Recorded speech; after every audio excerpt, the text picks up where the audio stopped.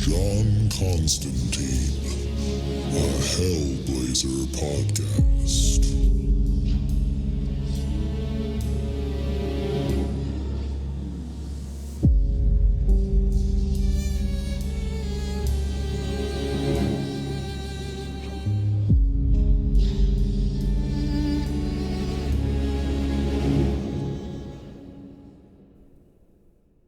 Hey there, everybody, and welcome back to John Constantine, a Hellblazer podcast. Today, we're reading Hellblazer issue 87, and just a little catch up on what's been going on. Very weird things have been happening in our reality. John is noticing that a lot of urban legends are coming true, and these events are a sign that the world is ending. And John has been approached by two different groups of people that are supposedly trying to stop it. One is led by the ghost of Sir Francis Dashwood, and he is calling his group the New Hellfire Club. And along with him and a cat demon named Murnarr, they have told John that they need him to cast some sort of spell in order to stop this thing.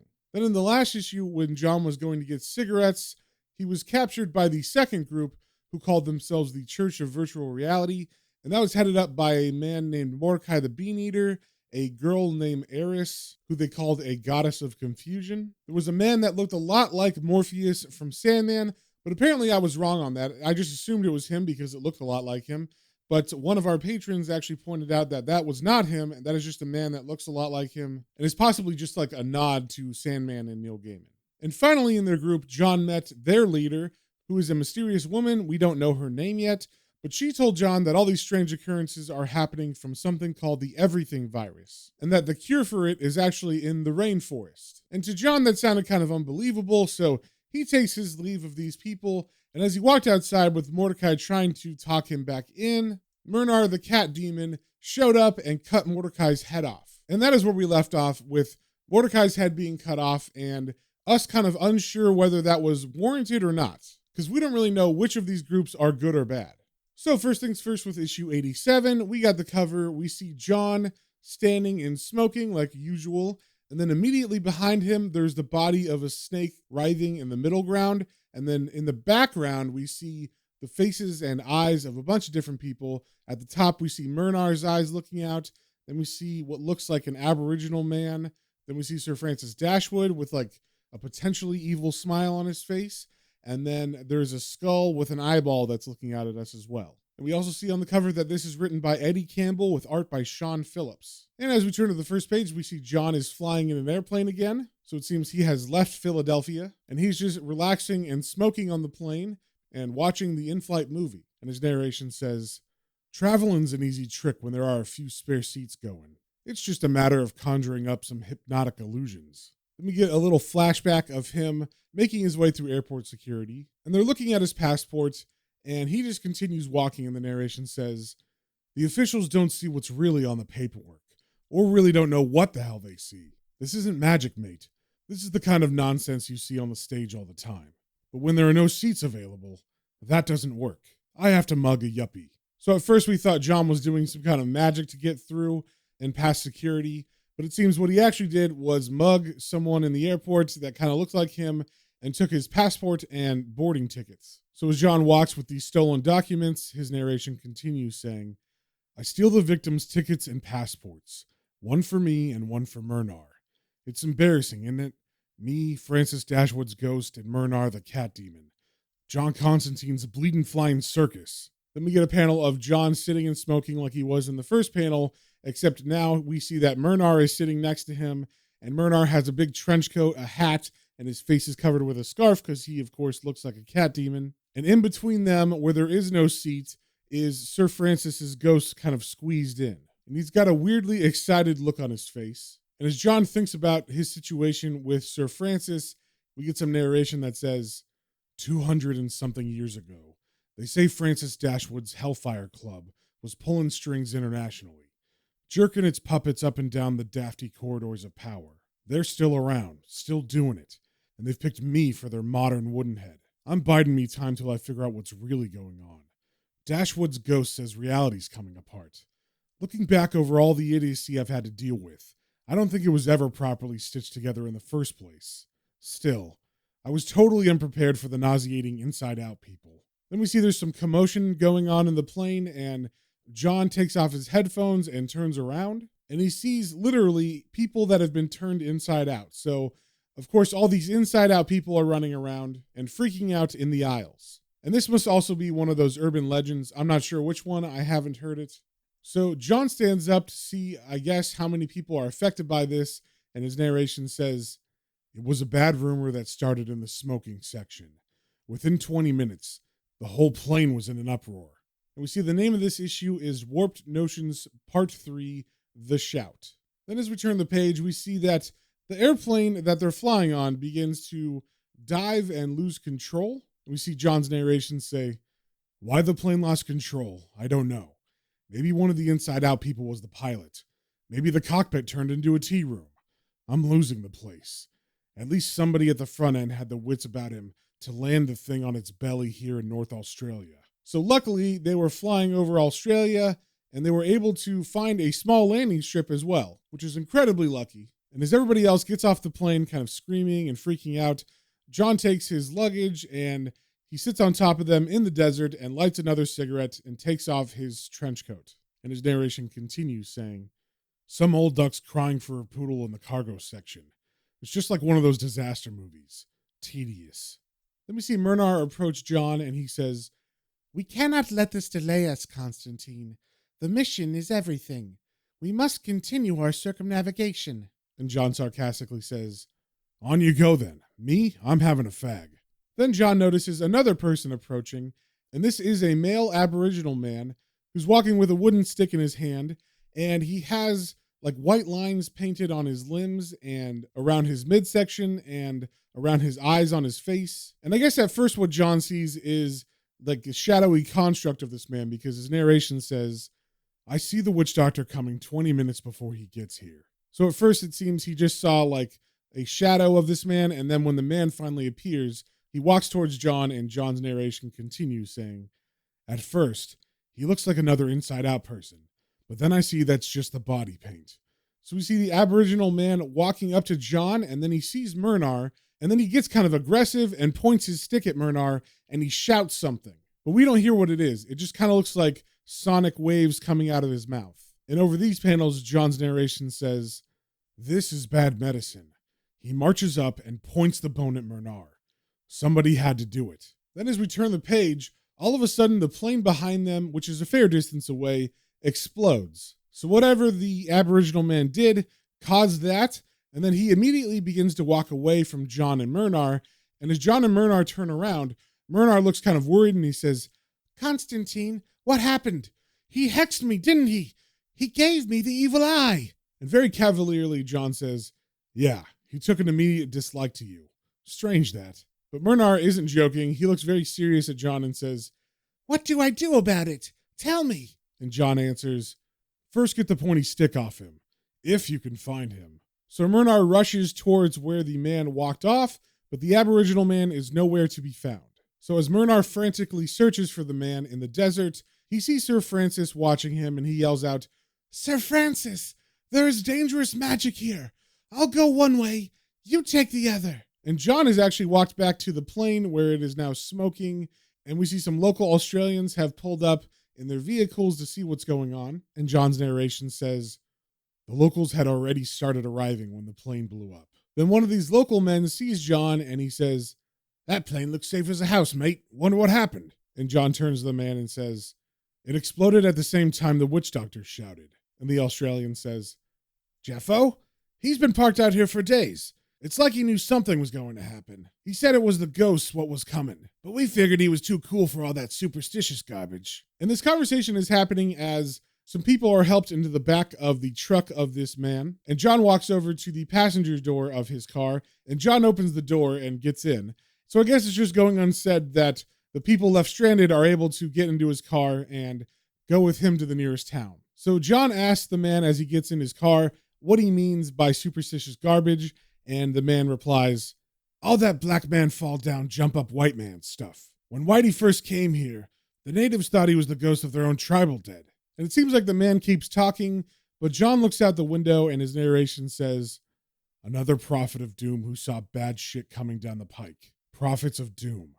Every step of the way one shows up. First there was me that night in Southend when I dropped in on Rosie. Then we cut to a flashback where we see John is walking on some sort of boardwalk near the ocean. And we see John is talking to a woman on this boardwalk, and she's saying, "While you're here, Johnny, why don't I ask the crystal what it sees for you?" And John replies, "Okay, Rosie, peep into the future, but go easy on me, eh?" Then we cut to John and Rosie sitting at a table with a crystal ball in front of Rosie. And just as she's about to start, John reaches out towards the ball and says, "Hold up, Rosie. Move your hand aside." Then the crystal ball illuminates with crazy colors, and John is watching something inside of it. And he says, "That's the oddest thing I've ever seen. Reality's being all shredded up." And Rosie's getting kind of scared, and she says, "Johnny, it's not there. You're seeing things." Then the next panel is John running away from the boardwalk and Rosie, and he's saying, "I'm being followed. There's two people." And she's yelling at him as he's running away, "Johnny, you're paranoid." So it seems that this was the first time John had any kind of visions of what's going to happen. So he's saying that he was the first prophet of doom. Then we turn the page, and there's a panel of Arthur, the old man who died in the bed from the first issue of this arc. Then we see the mysterious unnamed woman from the Church of Virtual Reality. And John is thinking that these are two more prophets of doom. And over their panels, his narration says, "Then Uncle Arthur croaking in his bed. The Church of Virtual Reality nabbing me off the streets in Philadelphia. And now Jeffo, with his Kerditcha shoes of emu feathers." So John is kind of piecing together things that happened in the past with the current events and is seemingly beginning to see the edges of a bigger picture. Then we cut to the car of the local gentleman that helped John and the other people pulling into the parking lot of a bar in a small town. And the man says, "Welcome to Crowsville, mate." And as John gets out of the car, he looks around and he notices that across the street is another pub, and he muses to the local man, "A little place like this has got two pubs." And the local man replies, "Well, you gotta have a choice, huh?" And then he jokes, "We're getting a public telephone next week." Then we cut to the local man talking to John inside the bar, and John's narration says, "Nice thing about this state of affairs is that we sidestep immigration. Because obviously now they're not landing in an airport, so they can just go anywhere they want in Australia, and no one really knows that they're here or why they're here." So as the local man and John get situated, the local man turns to the bartender and points at John and says, "A pot for me palmy mate, Jenny," which seems to be him ordering John a pint from the bartender named Jenny. And then he lets the bartender know that there's probably going to be a lot more people coming, and he says, "And there's a whole mob of them coming in. You better warm the beer up." And then he turns to John and smiles and says, "It'll be hours before the authorities get here by road. That small airstrip's the only serious way in and out of Crowsville. And you bastards have buggered it up good and proper. The flying doctor will get in no worries, though. He can land on the back of a Medicare card." Then John tries to light a cigarette, and his lighter seems to be empty, so he turns to the bartender and asks, "I wonder if you could fill me lighter, love." And she replies, "Yeah, mate, no worries. Have some matches in the meantime." So she hands him the matches, and as she does, another patron kind of leans over to John, and he whispers in John's ear, "Don't let Jeffo shout you a beer, mate." And John looks down the bar, and he sees Jeffo, the aboriginal man from before that cursed Murnarr. And it kind of seems like he just appeared out of nowhere, because he was not in the other panels. So surprised, John says, "The witch doctor. Now why am I not surprised to see you here?" And Jeffo just raises his beer to John, and John continues saying, "Be careful with that cat-faced bastard. He's evil." And Jeffo replies, "His soul's gone walkabout with the rainbow snake." And then he just stands up and walks away. And John, who's kind of confused by what he said, says, "Yeah, all the same." But then we turn the page and we cut to Murnarr and Sir Francis standing on a hill in the desert that's overlooking the town. And Murnarr is saying, "Constantine will be in yonder hamlet. Perhaps also the witch doctor." And Sir Francis replies, "Perhaps a tavern and wenches. We can drink from their belly buttons." But Murnarr turns to Sir Francis very seriously and says, "Sir Francis, the mission is failing. Constantine is not to be trusted, and I fear a spell has been cast on me, a fatal one, unless I can lay my hands on the magician. I have to find the stick and destroy it." And Sir Francis, of course, doesn't have the same sense of urgency as Murnarr, and he says, "I liked Mr. Constantine too. I looked forward to some fine sessions in the rosy glow of the earth, talking and smoking with girls upon our laps, feeling their ample bottoms." But as Sir Francis looks over to Murnarr, he sees Murnarr has taken off running to the town, and Murnarr yells back at him, Sir Francis, I don't have time for this. I'm leaving you to your own devices. But it seems Sir Francis doesn't really care what Murnarr is saying. He's just thinking about ladies' bottoms and says, I miss that so much. Then we cut back to the pub in town, and the man who warned John not to take a beer from Jeffo is catching up with the local man that brought John here, and he's saying, this rat bag you were talking about, did Jeffo point the bone at him? And the driver answers, yeah, which I guess means yes. And the man asking questions continues, saying, well, he's up shit's creek then. No two ways about it. And the driver replies, I don't know. They say it only works among the abos themselves. It's a form of ostracism, being cut off from their culture. And then he jokes, like us. Imagine if they took our TV away. And the man he's talking to says, we only got 2 channels anyway, and one of them's run by a bunch of poofters and lezzos. And this whole conversation is happening just at the back of John Constantine. And so he's not really part of it. He's just sitting and smoking and drinking.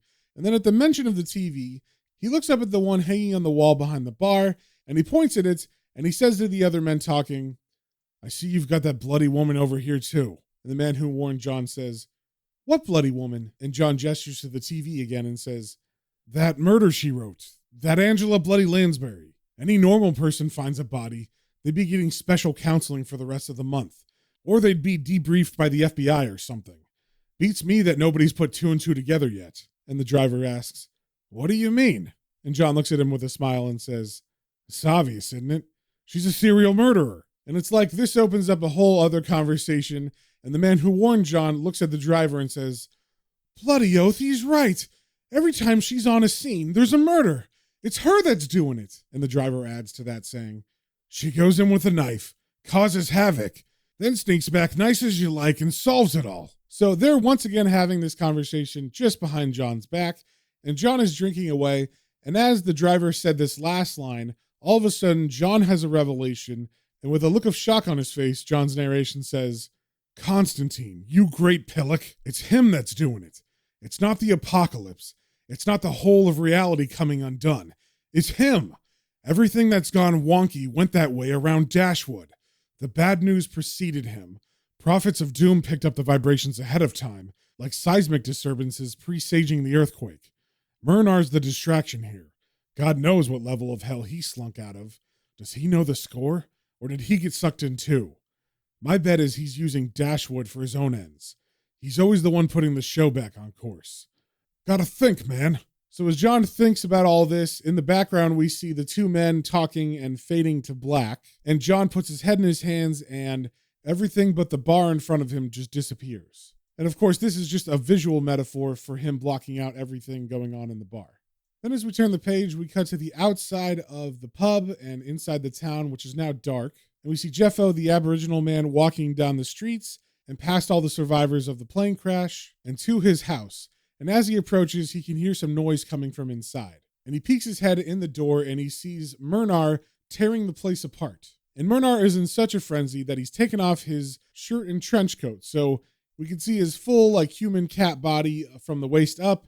And at his waist, he still has his sword and his trousers on. And the second Jeffo peeks his head in, Murnarr sniffs the air and he looks over and he sees Jeffo looking at him. And Jeffo says, you won't find it in here, Mr. Cat. And Murnarr looks at him evilly and says, the stick, where is it? And then he unsheathes his sword and runs towards Jeffo outside. But Jeffo quickly steps to the side and puts his leg out and trips Murnarr, which sends him flying forward through the wooden railing and off the balcony that's not that far off the ground, so Murnarr just falls and lands. But while he's recovering, Jeffo runs away and gets a little head start. Then we turn the page and it seems that it begins to rain. And I'm not sure if this is really happening or if this is some sort of dimension or weird vision that Jeffo has caused Murnarr to have, because it also looks like he's in a jungle now. But it's all in shadow, so you can only see the rain cutting through the shadows of a jungle, and then all of a sudden, a giant snake also appears. And we're talking gigantic, like this thing could definitely swallow Murnarr whole. But Murnarr still has his sword, so he begins to fight it. But the first strike of the snake is pretty bad. It strikes him in the stomach and picks him up in its mouth, and Murnarr is able to swipe at its body with the sword and does cut it, making the snake drop Murnarr. But as Murnarr is about to attack again, the snake strikes and rips off his non-sword arm. And as Murnarr bleeds out from his deadly wounds, The snake tenses up as if it's going to strike again, and Murnarr tries to raise his sword hand in defiance. But like I said, it is raining and there is a thunderstorm, and as he raises his sword, a bolt of lightning strikes down from the heavens and hits him. Then we turn the page and we're back inside the pub, and John is still at the bar just thinking to himself and trying to block out all the noise from people talking. And his narration says, "The solution's in the rainforest," she said. Then he remembers back to the mysterious woman from the Church of Virtual Reality, and she is saying, "Rainforests. The solutions to all our modern ailments are waiting in the rainforests." And John's narration says, "Totally ridiculous, of course, but I've got to get out of here just to think straight." So John looks over at the driver who's still at the bar next to him, and he asks, "Some of those islands up north of here are still pretty wild, aren't they?" And the driver replies, "Yeah, mate. Parts of Papua New Guinea are still unexplored, so they say." And John asks, "I can get up there from here, can't I?" And the driver smiles and says, "I know a bloke that's driving to the coast. Got to be there by tomorrow. Going out with a prawn trawler." Then John takes a long drag of his cigarette, and his narration says, "Here comes Jungle Johnny." I guess because he's going to Papua New Guinea. Then we cut to the morning, and we see the driver is driving someone else now in the passenger seat. And the passenger looks over at the desert and sees something smoking. And he says, "There's something a bit sus over there, Jack. Chuck a lefty." So they turn left, and they pull over to the thing that's smoking on the ground. And as they get out, Jack, the driver, says, "It's a body." And the passenger says, "Poor bastard. His face is totally unrecognizable." Then Jack, the driver, looks closer and he says, "Hey, isn't this the guy Jeff pointed the bone at?" And the passenger, who I guess is the man who warned John from earlier that night, says, "Yeah, I told you. There's nothing you can do about it. You're up Schitt's Creek." And Jack replies, "Without a paddle." And the passenger says, "It's the first time I've ever really seen it happen, though." Then we cut to somewhere else in Australia as John is sitting in the passenger seat of someone else's truck. And as the man drives, John's narration says, "I'm not kidding myself for a minute that I'm giving Dashwood the slip. He'll catch up with me soon enough. And what if he doesn't? It's no skin off my nose." And we are left with a panel of the truck driving down a paved road in the middle of the desert. So it seems that John has figured out that Sir Francis is actually the person who's pulling all the strings and making all these weird things happen. But we're not sure why yet, so we'll have to find that out on the next issue. But if you have any comments, questions, or suggestions, you can email me at planestrains and comicbooks, all one word, @gmail.com. And we will see you on the next one.